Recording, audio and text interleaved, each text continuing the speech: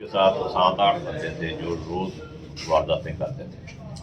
तो इसमें एसएचओ साहब और रियायत चीमा इंस्पेक्टर साहब ने मेहनत से काम करते हुए इनको गिरफ्तार किया और इनसे तमाम वारदातें जो गोजरा में हो रही थी और इसके अलावा सिटी टोपा, सदर गोजरा, नवा लाहौर तकरीबन 17-18 वारदातों का इंकशाफ हुआ।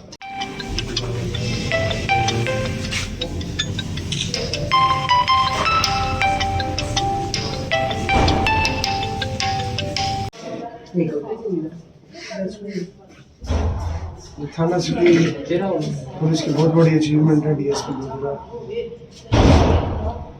बातें गोजरा में हो रही थी, उनके जो डाकू हैं उनको सरगुना समेत गिरफ्तार कर लिया डीएसपी गोजरा। अवकार अहमद ने आज प्रेस कॉन्फ्रेंस भी की।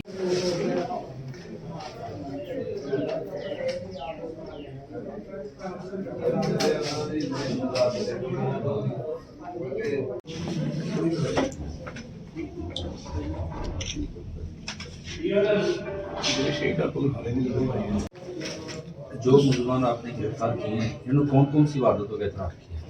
इन्होंने हाउस रॉबरी का इतराफ़ किया है और शॉप रॉबरी का भी और रोड रॉबरी का भी।